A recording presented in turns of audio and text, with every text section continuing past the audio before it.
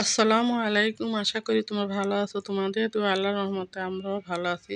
আজকে আরেকটা নতুন ব্লগ শুরু করলাম আপুরা। তাহলে আমার ব্লগটা আজকে কী কী থাকছে দেখতে থাকো। আজকে আশা করি তোমাদের কাছে ভালো লাগবে, পুরা ভিডিওটা দেখবা।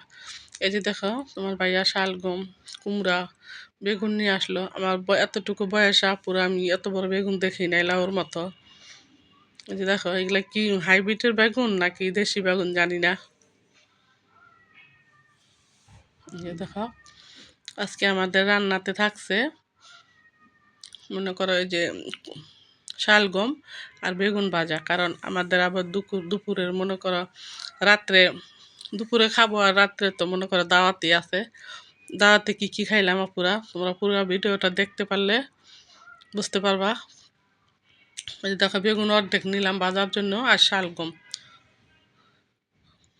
হেপিন হ্যান কুটে দিল। আর আমার নাস্তা সকালে চিকেন পরোটা তোমার ভাইয়া নিয়ে আসলো, ছেলের জন্য নিয়ে আসলো। তোমার ভাইয়া খেয়ে গেছে, এখন এই যা আমি খাবো। এই যে দুপুরে রান্না বেগুন ভাজা, তারপরে পাঙ্কাশ মাছ দিয়ে শালগম, ইলিশ মাছ দিয়ে তো রান্না করলাম পুরা 2 দিন। আজকে ভাবলাম পাঙ্কাশ মাছ দিয়ে রান্না করি। এই যে বেগুন ভাজা হয়ে গেছে, এখন এই যে মাছগুলো ভেজে নিলাম শালগম দিয়ে রান্না করার জন্য।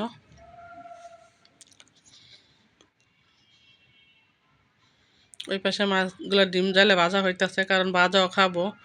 মানুষ তো অল্প বুঝো না, পুরো 2-3 জন মানুষ, রান্নাও কম।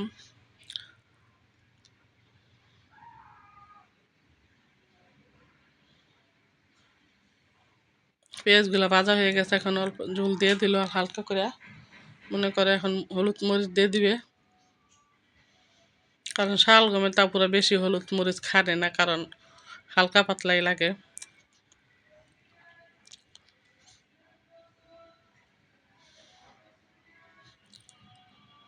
দেখতে দেখতে যদি ভালো লাগে আপুরা, আমাকে একটা লাইক দিয়ে দেখবা আর কমেন্ট সাবস্ক্রাইব করে দিবা, আমার পাশে থাকবা। কারণ আপুরা আমি নতুন, হয়তো অনেক কিছু ভুল ত্রুটি হয়, তোমরা মনে কিছু করবা না, ক্ষমা দৃষ্টিতে দেখবা। এই যে শালগমের তরকারিটা কষানো হয়ে গেছে, এখন মাছগুলো দিয়ে দিব।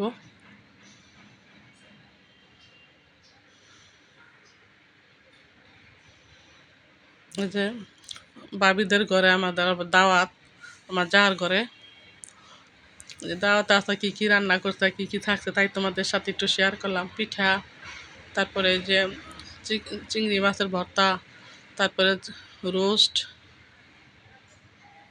ইলিশ মাছ, তারপরে মনে করে গরুর মাংস, চিংড়ি ভুনা, সবই আছে পুরা। এগুলো রাত্রের খাবার, তাই তোমাদের সাথে একটু শেয়ার করলাম। এই যেগুলো ফল। আজকের মতো এই পর্যন্তই। আল্লাহ হাফেজ।